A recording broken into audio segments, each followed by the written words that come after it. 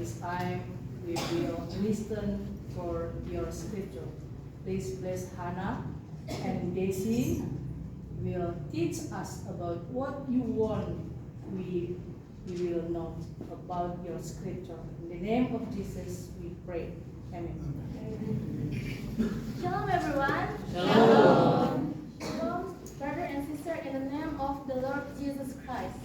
Salam semuanya, saudara-saudari yang terkasih dalam nama Tuhan Yesus Kristus. In a communion service, Martin Luther King once said, "Everyone can be a great man because everyone can serve." You don't have to be a scholar to serve. You don't have to be good with words to serve. You don't have to know Plato or Aristotle to serve. You just need a heart of grace, a soul animated by love.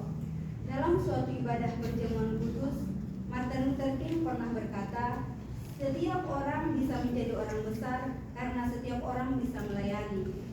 Anda tidak perlu menjadi seorang sarjana untuk melayani. Anda tidak harus pandai berkata-kata untuk bisa melayani. Anda pun tidak perlu mengenal Plato atau Aristoteles untuk bisa melayani.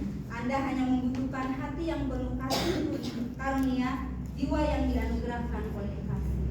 These words of Martin Luther King emphasize that the measure of one greatness does not depend on academic status, intelligence, or philosophical knowledge, but on the ability to serve others with love. Perkataan Martin Luther King ini menekankan bahwa ukuran kebesaran seseorang tidak bergantung pada status akademik, kecerdasan, atau pengetahuan filosofi, tetapi pada kemampuan melayani sesama dengan kasih. Service is an act that can be done by anyone, regardless of background, education, or intellectual prowess. The most important thing is to have a heart filled with grace and a genuine motivation of love. Pelayanan adalah tindakan yang dapat dilakukan oleh siapa saja, tanpa memandang latar belakang, pendidikan atau kecakapan intelektual. Yang paling penting adalah memiliki hati yang penuh dengan kasih karunia dan dorongan yang tulus dari kasih. King emphasized that true greatness is found in humility and service to others, in line with Jesus' teaching that the greatest among you must be your servant. King menekankan bahwa kebesaran sejati ditemukan dalam kerendahan hati dan pelayanan kepada orang lain. Sejalan dengan ajaran Yesus yang mengajarkan bahwa yang terbesar di antara kamu harus menjadi pelayanmu. Matius 23 ayat 11. So, the essence of his word is that love and service to others is a true form of greatness, attainable by everyone, regardless of social status or education. Jadi inti dari perkataannya adalah bahwa kasih dan pelayanan kepada sesama adalah wujud kebesaran yang sejati, dapat dicapai oleh setiap orang tanpa memandang status sosial atau pendidikan. So, let us read the word of God found in Mark 10, verse 43 until 45. Mari kita membaca firman Tuhan yang terdapat di dalam Markus 10 ayat 43 sampai 45. 1, 2, 3. 1, 2, 3. But So shall it not be among you, but whoever will be great among you shall be your minister. and whoever of you will be the chiefest shall be servant of all. For even the Son of Man came not to be ministered unto, But the minister and to give his life a ransom for many. After reading the word of God, I will explain a little bit of the basics. Setelah pembacaan firman Tuhan tadi, saya akan menjelaskan sedikit dari perikop tersebut. Okay? Mark 10, verse 35 until 45 is a section of Mark's Gospel that records the event where two of Jesus' disciples, James and John, asked for a special place in kingdom of God. They want to sit on the right and left of Jesus when he reigns his glory. ayat 35 sampai 45 adalah bagian dari Injil Markus yang mencatat peristiwa di mana dua murid Yesus, Yakobus dan Yohanes, meminta tempat istimewa dalam kerajaan Allah. Mereka ingin duduk di sebelah kanan dan kiri Yesus ketika ia memerintah dalam kemuliaannya. This passage speaks about humble leadership and service, and contrasts the human view of power with Jesus' view of greatness. Bagian ini mengajarkan tentang kepemimpinan yang rendah hati dan pelayanan serta mengontraskan pandangan manusia tentang kekuasaan dengan cara pandang Yesus tentang kebesaran. Prior to this passage, Jesus had revealed to his disciples that he would suffer, be crucified, die, and rise again. Sebelum perikop ini, Yesus telah menyatakan kepada para muridnya bahwa ia akan menderita, disalibkan, mati, dan bangkit kembali. This was the third time Jesus prophesied his suffering.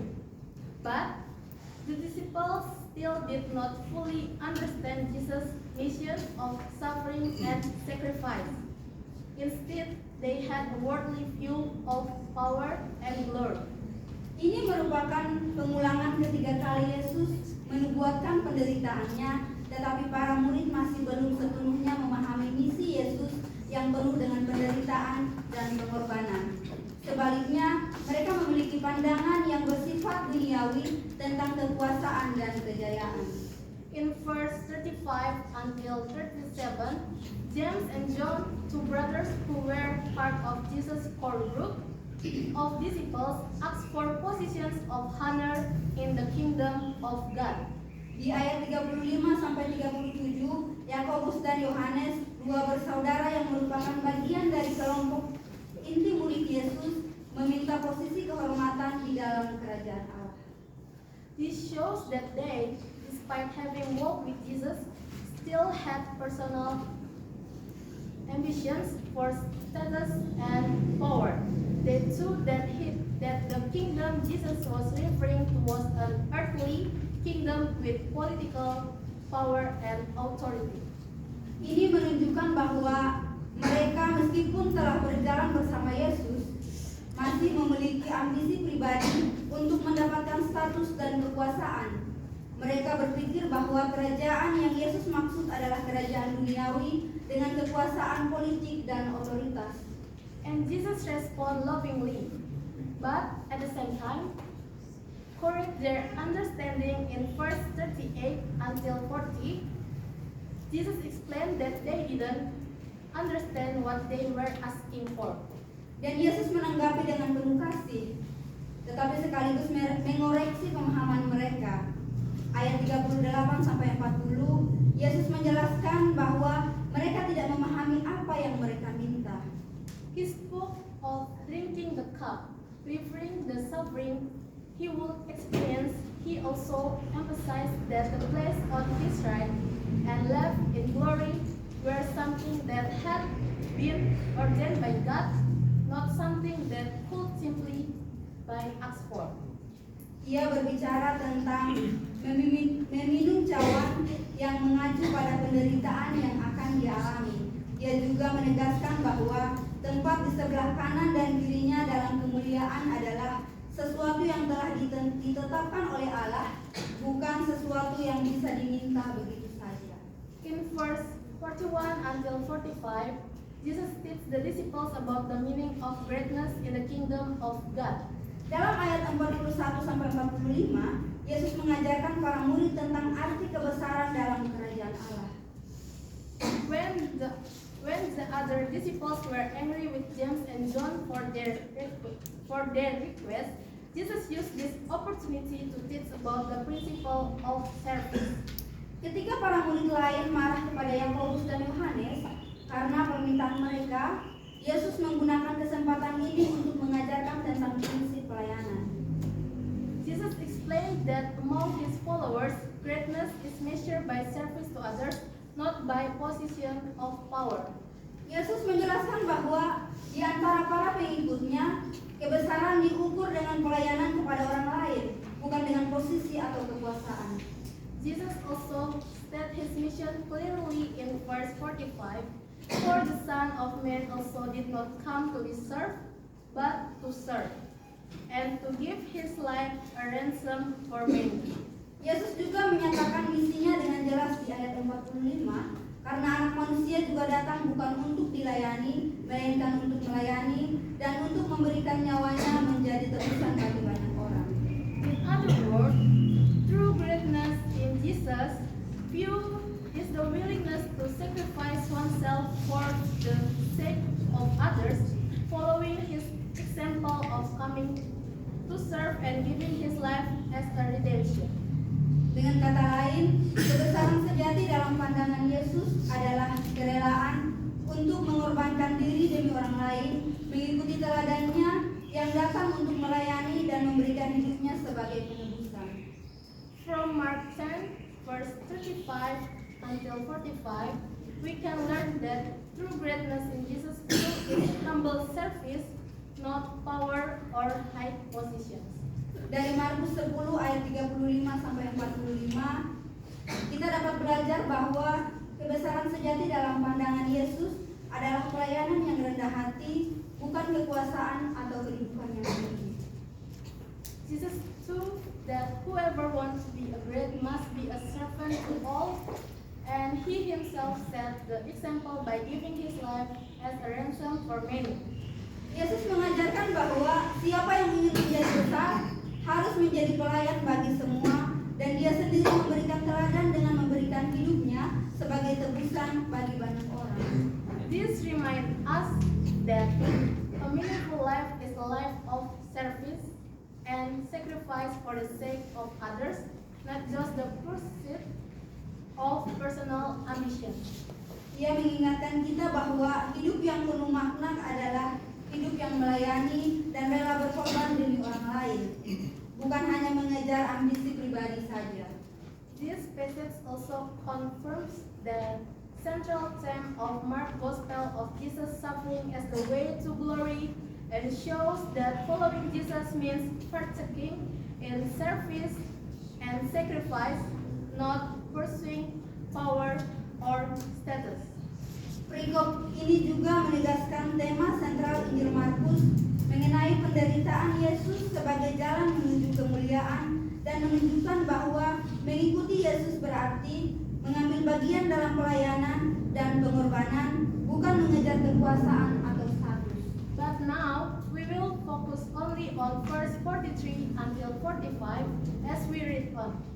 Tetapi sekarang kita hanya akan berfokus pada ayat 43 sampai 45 saja seperti yang sudah kita baca.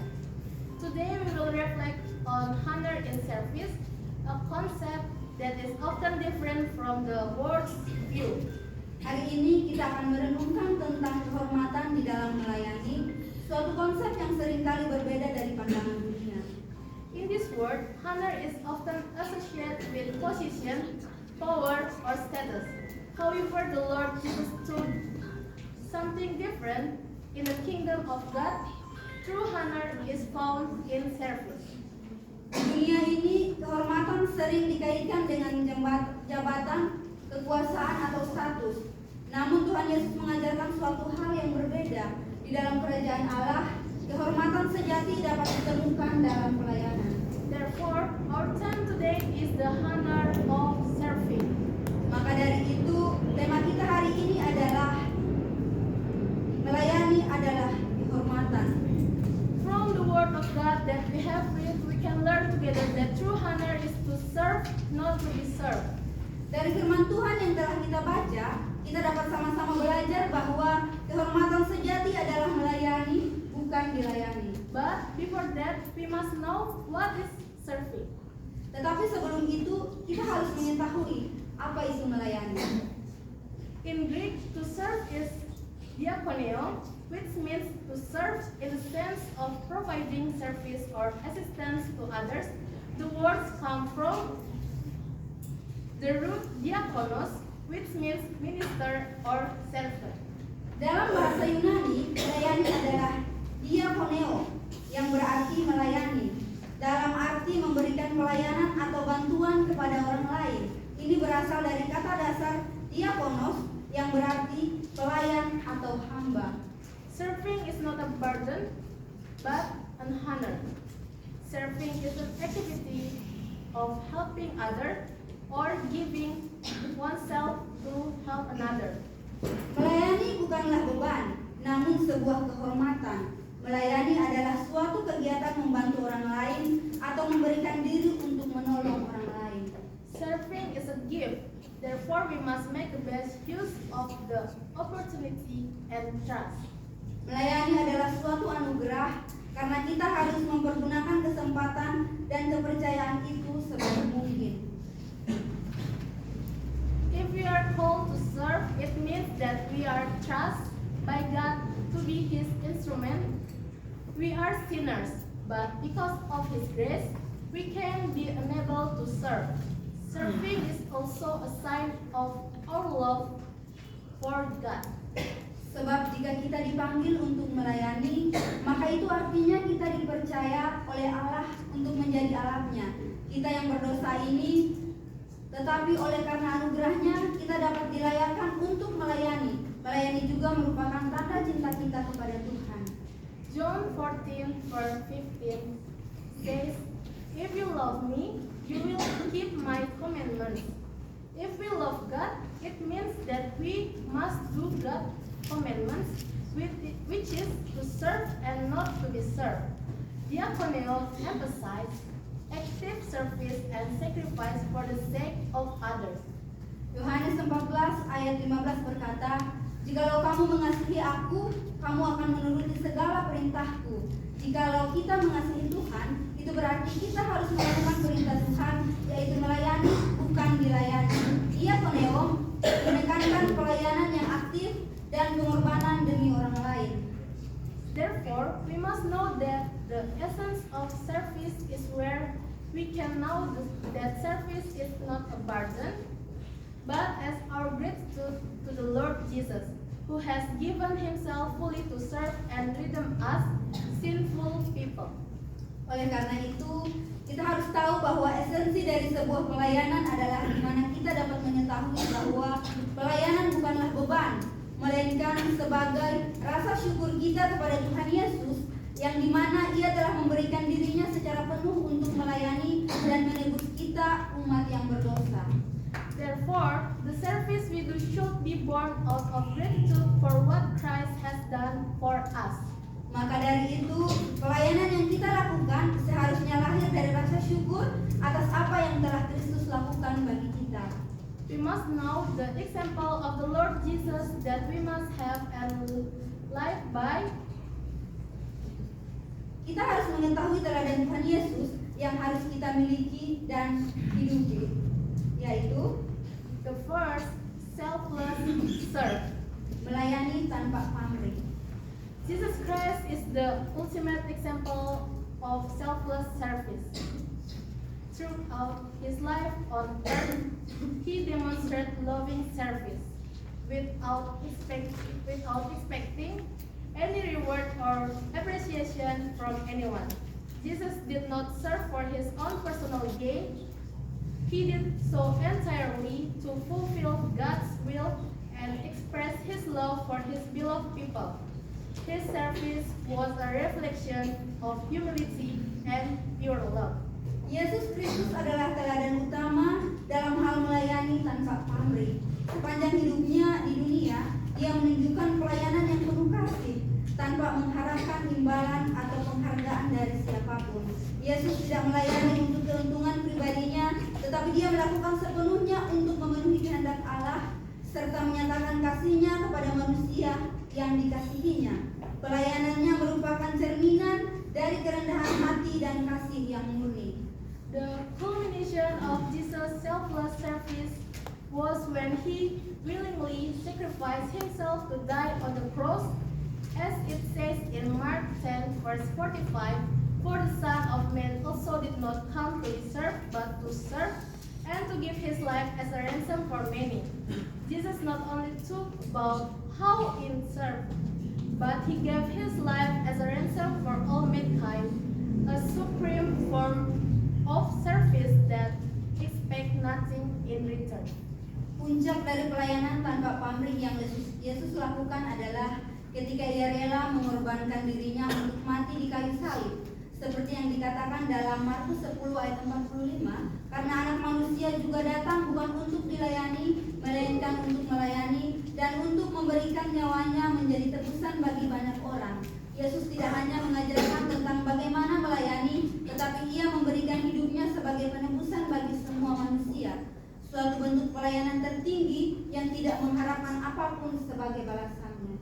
Jesus also gave an example of selfless service by washing the feet of his disciples, which we can see in John 13, verse 1 until 17, an act usually performed by a servant. Through this act, we are told to serve humbly, selflessly, and our service should have the main purpose of expressing the love of Jesus to others, not for personal gain, expecting something in return.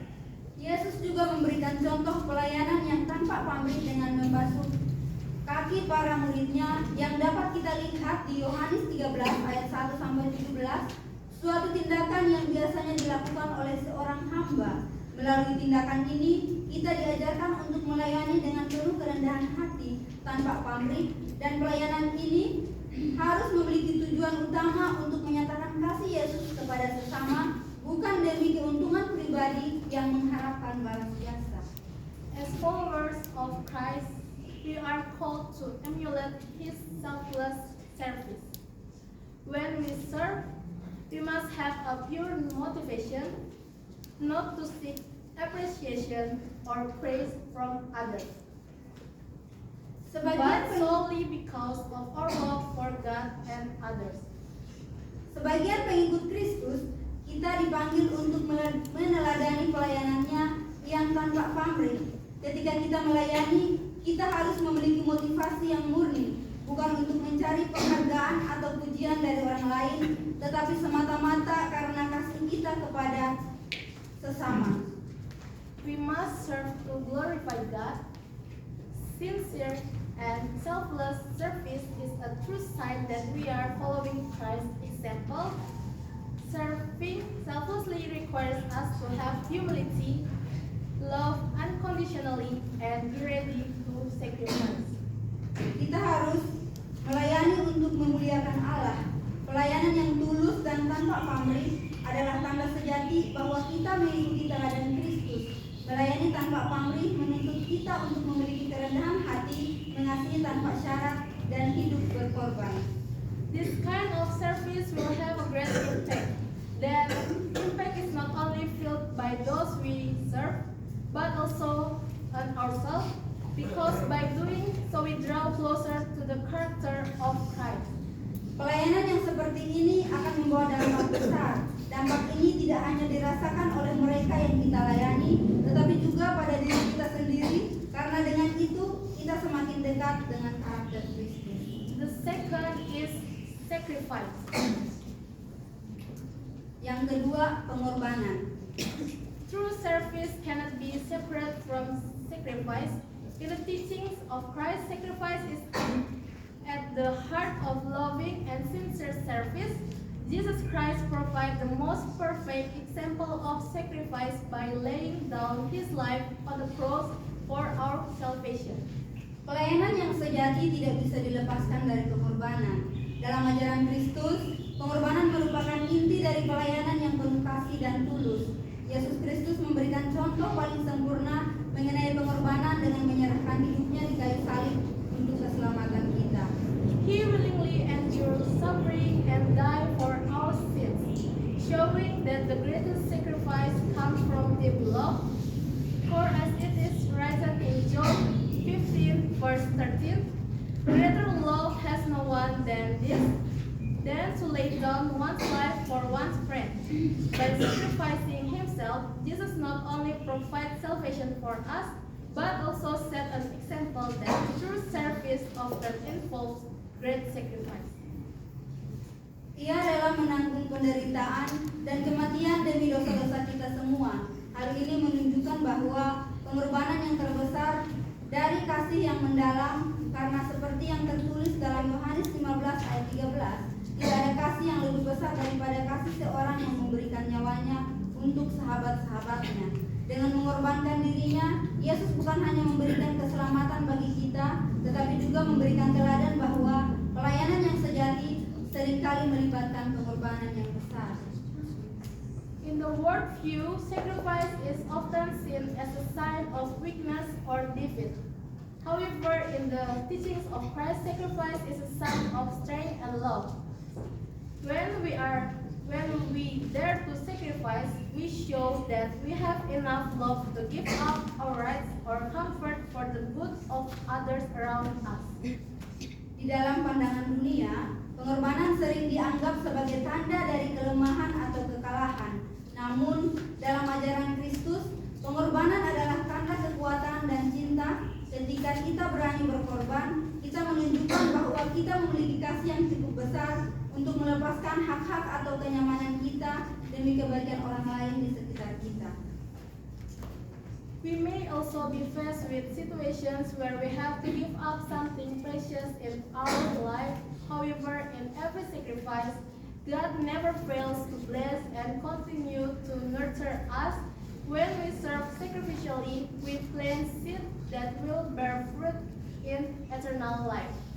Kita juga mungkin akan diperhadapkan dengan situasi di mana kita harus merelakan sesuatu yang berharga di hidup kita. Namun, dalam setiap pengorbanan, Tuhan tidak pernah gagal memberkati dan terus memelihara kita. Saat kita melayani dengan pengorbanan, kita menanam benih yang akan berbuah dalam kehidupan kita.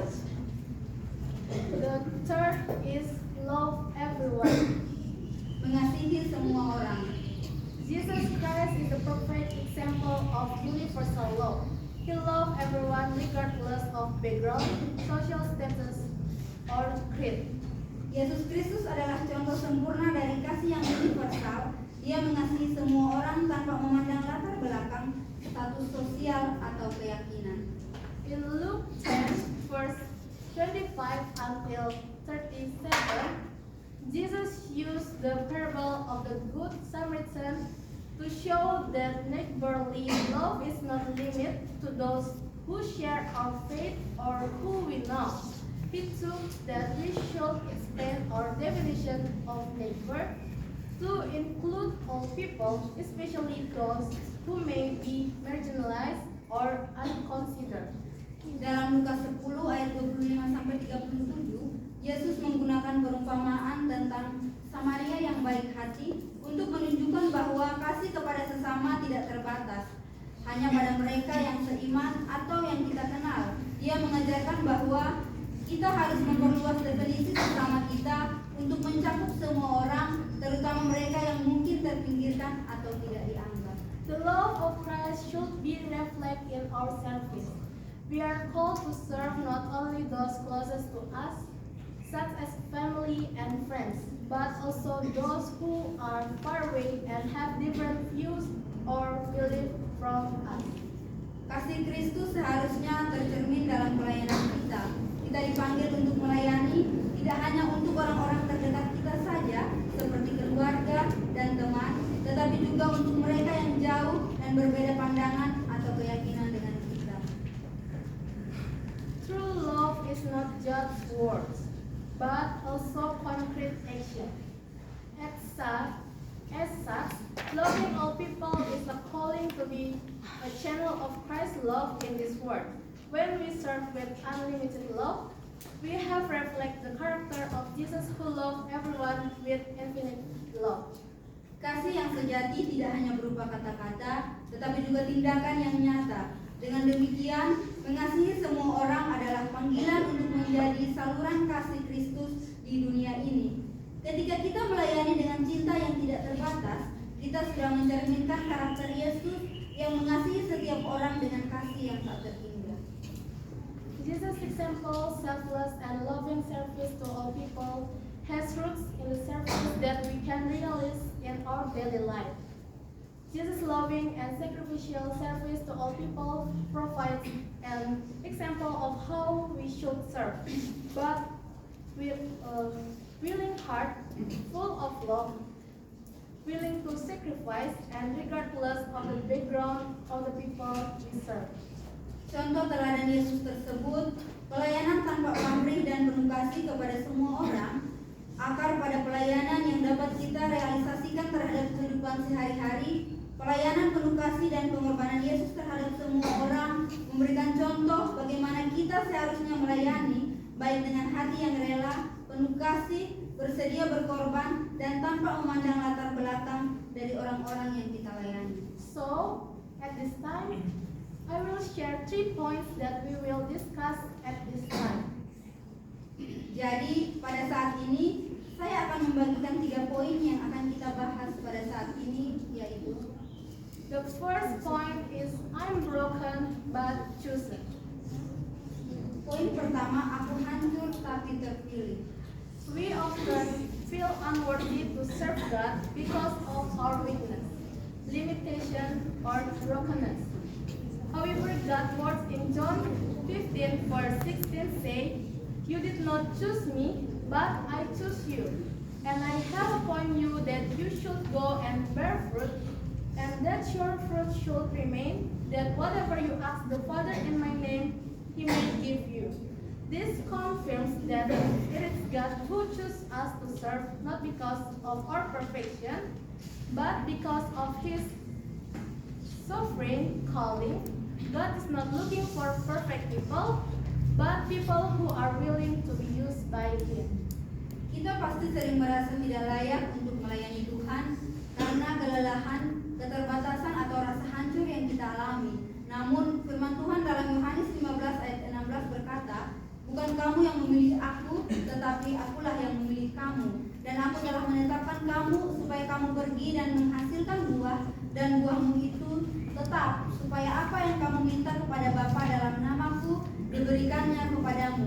Ini menegaskan bahwa Tuhanlah yang memilih kita untuk melayani, bukan karena kesempurnaan yang kita miliki, tetapi karena panggilannya yang berdaulat. Tuhan tidak mencari orang yang sempurna, melainkan orang yang bersedia dipakainya. In our weakness, God's power is more evident because through imperfection, God can show His incredible strength. Dalam kelemahan kita, kuasa Tuhan bekerja lebih nyata karena melalui ketidaksempurnaan Tuhan bisa menunjukkan kekuatannya yang luar biasa. Service does not need to wait for us to be perfect or free from life struggles. It is precisely in service that we can experience spiritual healing and growth. Never put off serving just because you don't feel good enough.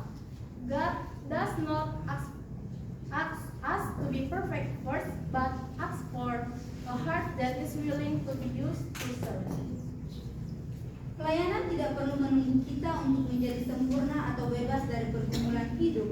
Justru dalam pelayanan kita dapat mengalami pemulihan dan pertumbuhan secara rohani. Jangan pernah menunda untuk melayani hanya karena merasa belum cukup baik. Tuhan tidak meminta kita untuk sempurna terlebih dahulu, tetapi meminta hati yang bersedia untuk dipakai melayani. More than that, our witness can be a powerful tool to witness how God is working in our life. When others see that God is still working through our imperfect life, they will see His grace and power shining through. Therefore, continue to serve even in difficult circumstances, for it is God who enables and renews our strength every day.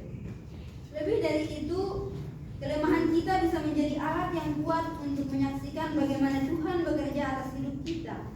Ketika orang lain melihat bahwa Tuhan tetap berkarya melalui hidup kita yang tidak sempurna, mereka akan melihat kasih karunia dan kuasa-Nya yang nyata terpancar. Oleh karena itu, teruslah melayani meskipun dalam keadaan sulit, karena Tuhan sendirilah yang memampukan dan memperbaharui kekuatan kita setiap hari. One of the biblical figures who reflects the concept of serve till we are broken is Moses.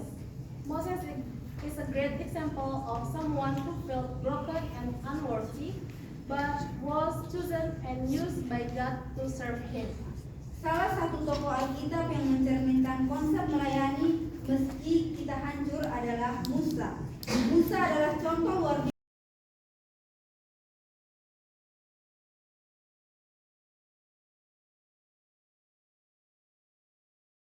killed an Egyptian who was torturing a Hebrew, we can see in Exodus 2 verse 11 until 15. Setelah Musa membunuh seorang Mesir yang menyiksa seorang Ibrani, bisa kita lihat dalam Keluaran 2 ayat 11 sampai 15. When Moses left Egypt, he went a long way to the land of Midian. There he met the family of Jethro and married one of his daughters named Zipporah. Moses became a shepherd and watched over Jethro's sheep. For 40 years he lived in the land of Midian.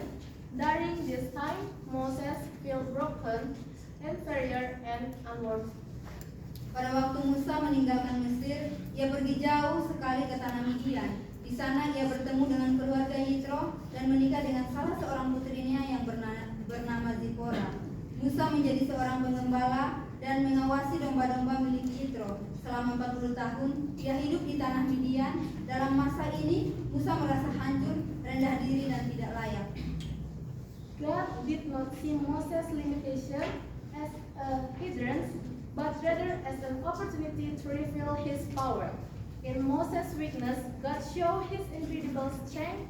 The prophet Moses' decision to choose to listen to God's voice brought the Israelites out of slavery in Egypt. Tuhan tidak melihat keterbatasan Musa sebagai penghalang, tetapi justru sebagai kesempatan untuk menyatakan kuasanya. Dalam kelemahan Musa, Tuhan menunjukkan kekuatannya yang luar biasa. Keputusan Nabi Musa untuk memilih mendengarkan suara Elohim membawa bangsa Israel keluar dari perbudakan tanah Mesir. Moses teaches us that feeling broken and unworthy is no reason to reject God's call. Instead, God can work more powerfully. God enabled Moses renew his strength and guide him through every challenge. Musa mengajarkan kita bahwa perasaan hancur dan tidak layak bukanlah alasan untuk menolak panggilan Tuhan. Justru dalam hal itu Tuhan dapat bekerja dengan lebih kuat. Tuhan memampukan Musa memperbaharui kekuatannya dan membimbingnya melalui setiap tantangan. We may be broken, but God has chosen you, chosen me, chosen all of us to serve. So don't feel that we are despisable and cannot serve God. No matter how dirty or unworthy we are, God has chosen us first. Kita boleh hancur, tetapi Tuhan sudah memilih kamu, memilih saya, memilih kita semua untuk melayani. Jadi, jangan merasa diri kita hina dan tidak bisa melayani Tuhan. Sekotor apapun, setidak layak apapun kita, Tuhan telah terlebih dahulu memilih kita. This is a call to serve with humility and imitation of Jesus, who come not to be served but to serve and give his life as a ransom for many. Ini merupakan panggilan untuk melayani dengan kerendahan hati dan meneladani Yesus yang datang bukan untuk dilayani, tapi untuk melayani dan memberikan nyawanya sebagai tebusan bagi banyak orang. Jesus affirmed that greatness and honor are not measured by power of positions, but by humility and sacrifice. He too that whoever wants to be great must be servant, and whoever wants to be first must be servant to all.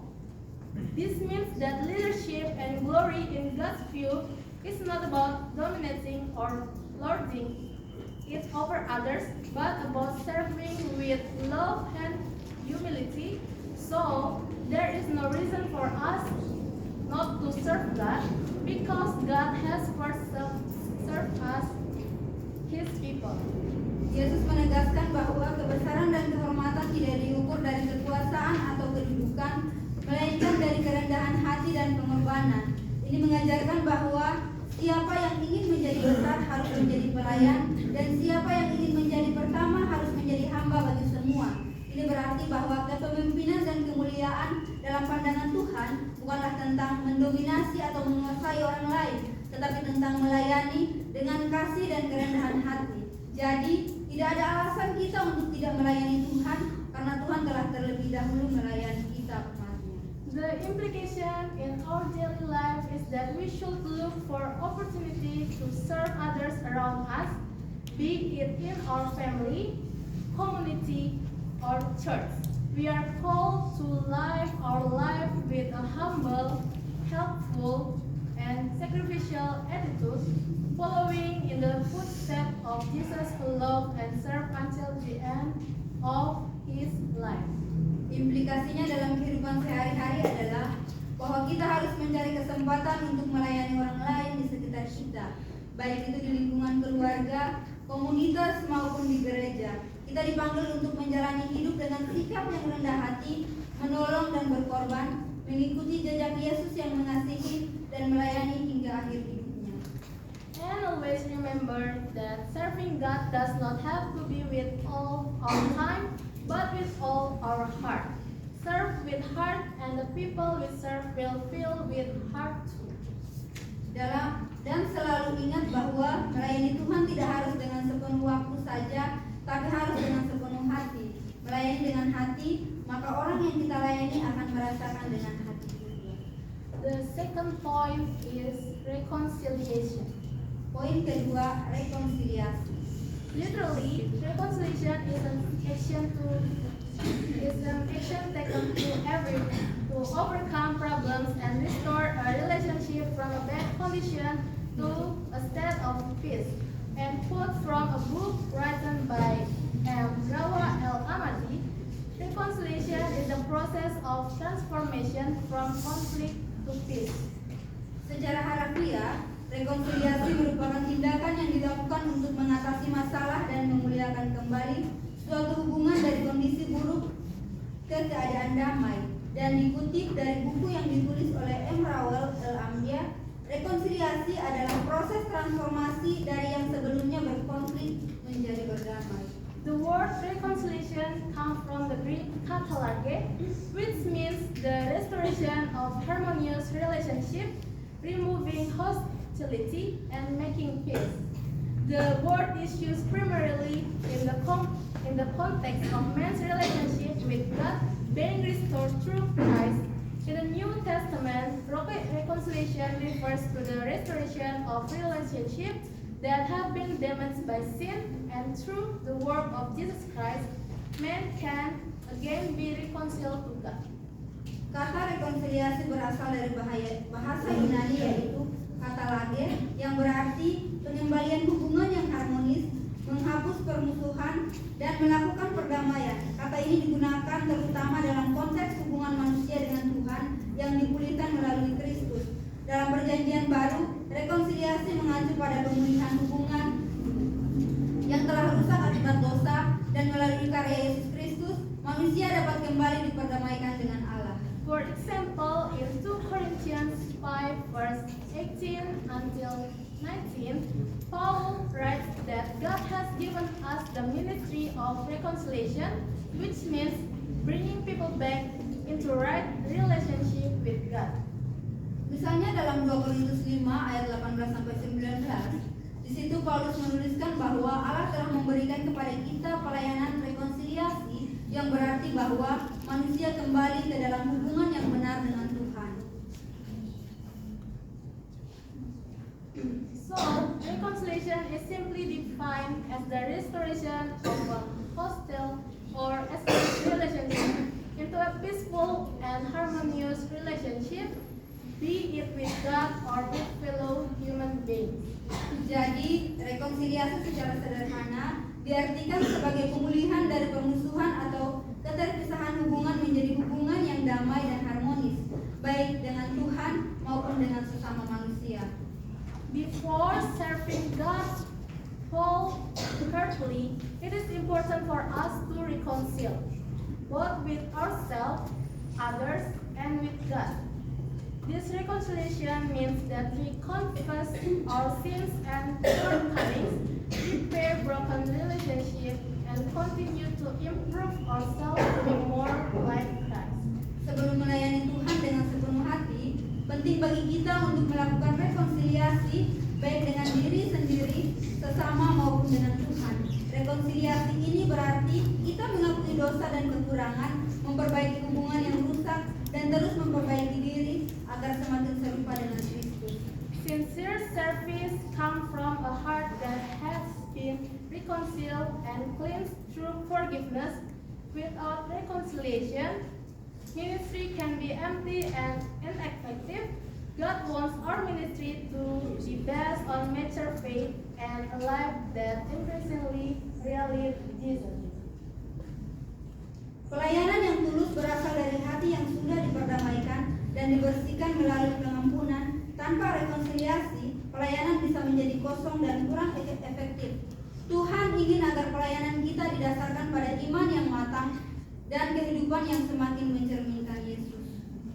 Reconciliation and self-development are crucial first steps to ensure that our ministry not only impacts others, but also strengthens our relationship with God. Rekonsiliasi dan pengembangan diri adalah langkah awal yang krusial untuk memastikan bahwa pelayanan kita tidak hanya berdampak pada orang lain, tetapi juga memperkuat hubungan kita dengan Tuhan. One of the biblical figures who reconciled first before serving God was Jacob. Salah satu tokoh Alkitab yang melakukan rekonsiliasi terlebih dahulu sebelum melayani Tuhan adalah Yakub.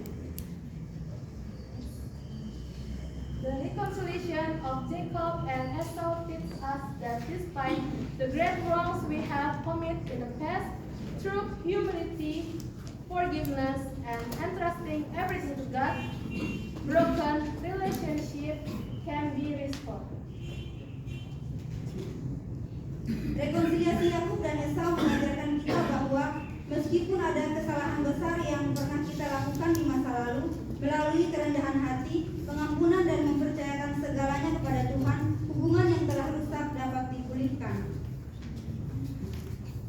From this reconciliation, we can learn that in our daily life, we should also always strive for peace, repair relationship, and not hesitate to apologize or forgive first. God also enable us to reconcile and bless every step we take to restore and repair relationship with others. Dan rekonsiliasi ini kita bisa belajar dalam kehidupan sehari-hari kita, juga harus selalu mengupayakan perdamaian, memperbaiki hubungan dan tidak ragu meminta maaf atau mengampuni terlebih dahulu. Tuhan juga memampukan kita untuk melakukan rekonsiliasi serta memberkati setiap langkah kita yang ingin memulihkan dan memperbaiki hubungan dengan orang lain.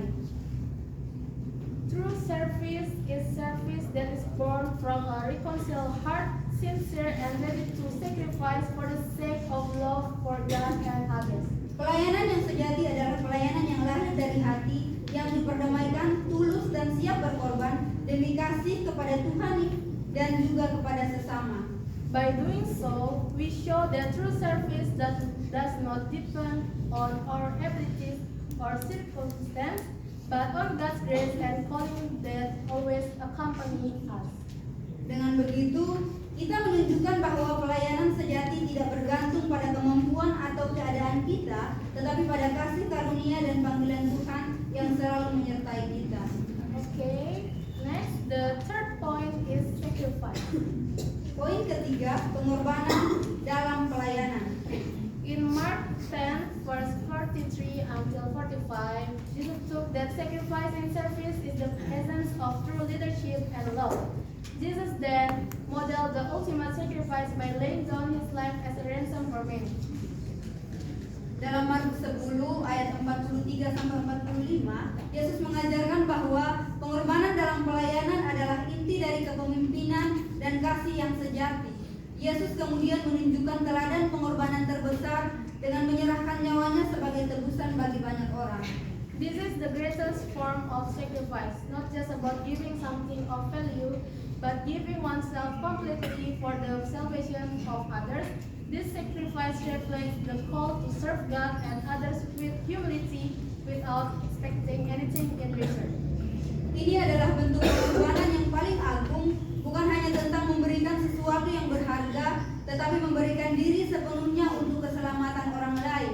Pengorbanan ini mencerminkan panggilan untuk melayani Tuhan dan sesama dengan kerendahan hati tanpa mengharapkan balasan.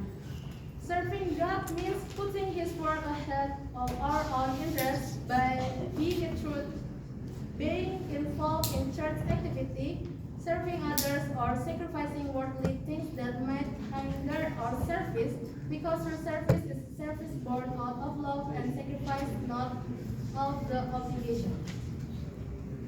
Melayani Tuhan juga memerlukan pengorbanan. Dapat kita lihat dari pengorbanan yang ditunjukkan oleh Abraham ketika dia diuji untuk mempersembahkan anaknya yang paling berharga. Itu bisa dilihat dalam Kejadian 22 ayat 1 sampai 19. As Jesus said in Matthew 22 verse 37 until 39,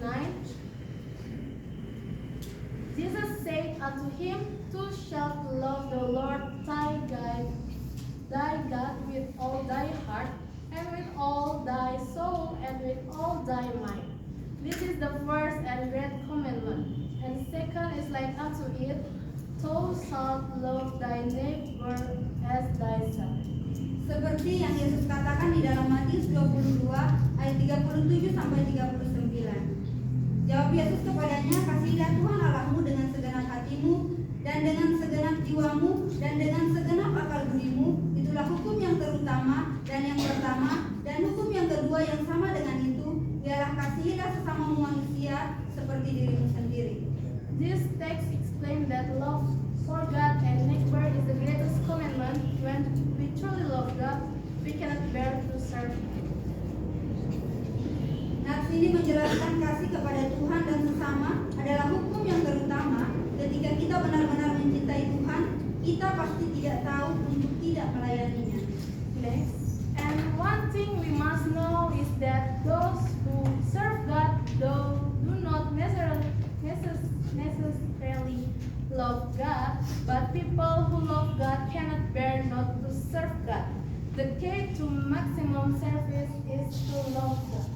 Dalam suatu hal yang kita harus tahu bahwa yang melayani Tuhan belum tentu cinta Tuhan, tapi orang yang cinta Tuhan tidak tahan untuk tidak melayani Tuhan. Kunci dari pelayanan yang maksimal adalah mengasihi Tuhan.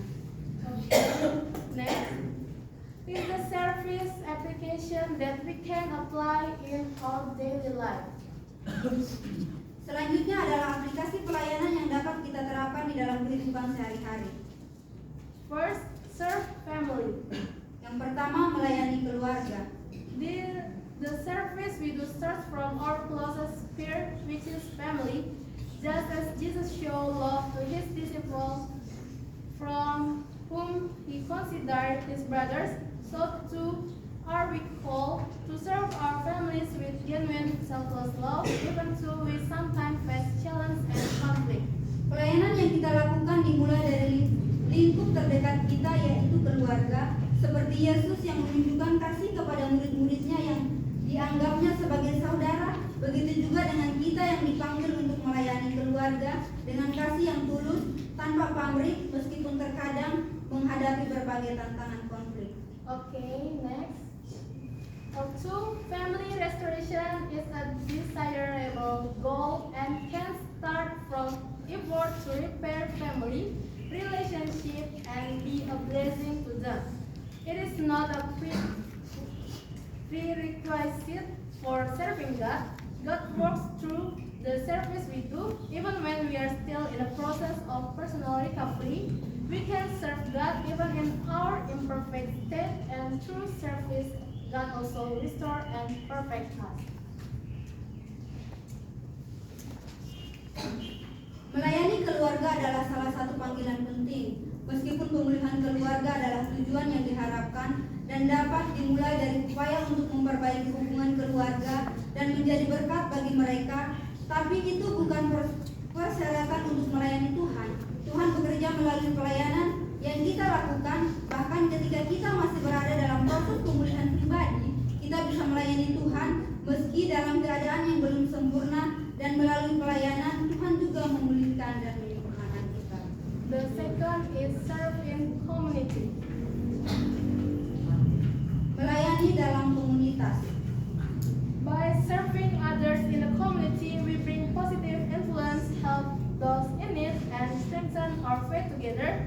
Through our action, we bear witness to the love of Christ, so that others can come to know God more deeply. Dengan melayani sesama di komunitas, kita membawa pengaruh positif, membantu mereka yang membutuhkan, serta memperkuat iman bersama. Melalui tindakan nyata, kita memberi kesaksian tentang kasih Kristus sehingga orang lain dapat mengenal Tuhan lebih dalam. And the last is serve others people. Melayani orang lain. God called us to serve all people, not just those we know or have faith in. True service should not be limited by our own convenience, such as serving only those closest to us or who share our faith. But our ministry must go beyond the boundaries of religion, ethnicity, or social status, because God loves everyone. Tuhan memanggil kita untuk melayani semua orang, bukan hanya yang kita kenal atau yang seiman. Pelayanan yang sejati tidak boleh dibatasi oleh kenyamanan kita sendiri, seperti hanya melayani orang terdekat kita saja atau yang seiman dengan kita, tetapi pelayanan kita harus melampaui batas agama, suku atau status sosial, karena Tuhan mengasihi semua orang. As found in John 3, verse 16, for God so loved the world that he gave his only begotten Son, that whoever believes in him should not perish, but have eternal life. What it means is that God's love encompasses all mankind. Therefore, we as followers of Christ must be able to show love that transcends difference and bring light to everyone. When we serve all people without discrimination, we reflect God's unconditional love. Seperti yang terdapat di Yohanes 3 ayat 16, karena begitu besar kasih Allah akan dunia ini, sehingga Dia telah mengaruniakan anaknya yang tunggal, supaya setiap orang yang percaya kepadanya tidak binasa, melainkan beroleh hidup yang kekal. Artinya adalah kasih Tuhan mencakup seluruh umat manusia. Karena itu, kita sebagai pengikut Kristus harus bisa menunjukkan kasih yang melampaui perbedaan dan membawa terang kepada orang yang ketika kita melayani semua orang tanpa diskriminasi, kita mencerminkan kasih Tuhan yang tanpa syarat. By serving lost souls without discrimination, we become God's instrument to bring them to His love and salvation. Through love and service, we help to demonstrate the power of God at work and restore our life. Dengan melayani jiwa-jiwa yang terhilang tanpa diskriminasi, kita menjadi alat Tuhan untuk membawa mereka kepada kasih dan keselamatannya. Melalui kasih dalam pelayanan, kita membantu untuk menunjukkan kuasa Tuhan yang bekerja dan memuliakan hidup kita. Love in service is the key to bringing the light of Christ into the life of everyone we serve. Kasih dalam pelayanan adalah kunci untuk membawa terang Kristus ke dalam kehidupan setiap orang yang kita layani.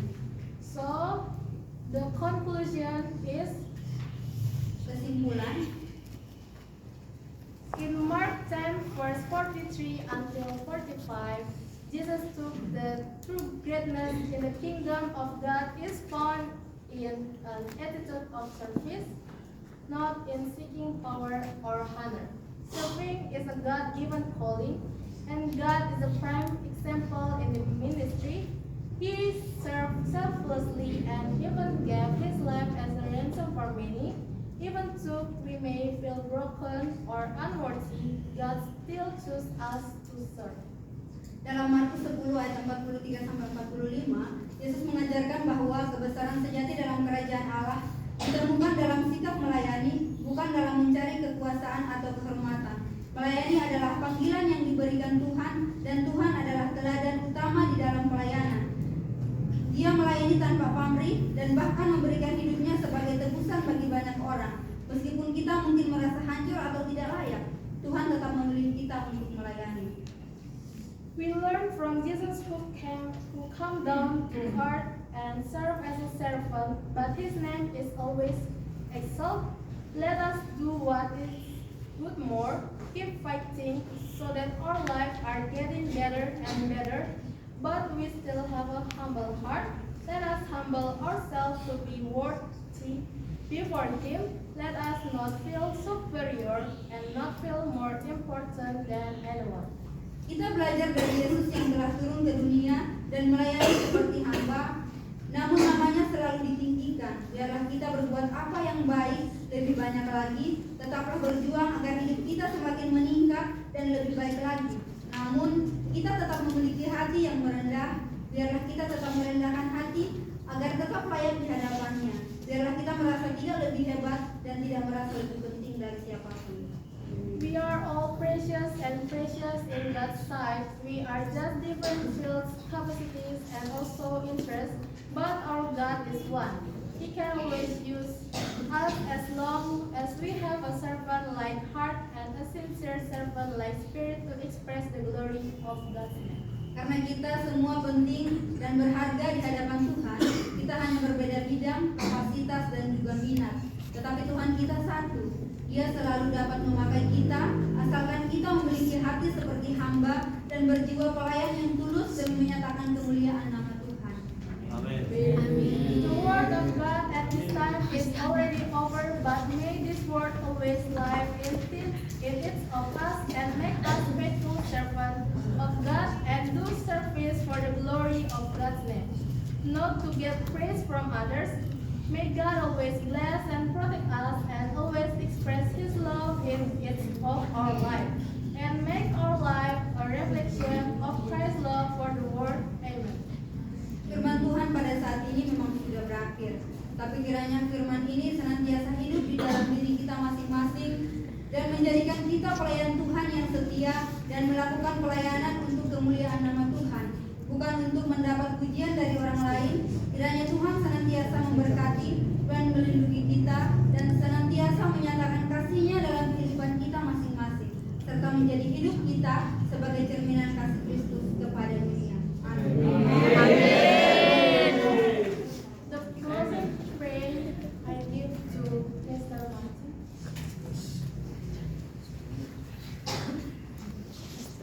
Pray.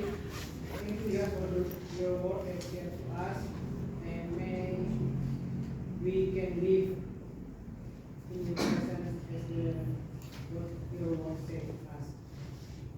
This is our faith. In Jesus' name we pray. Amen. Amen.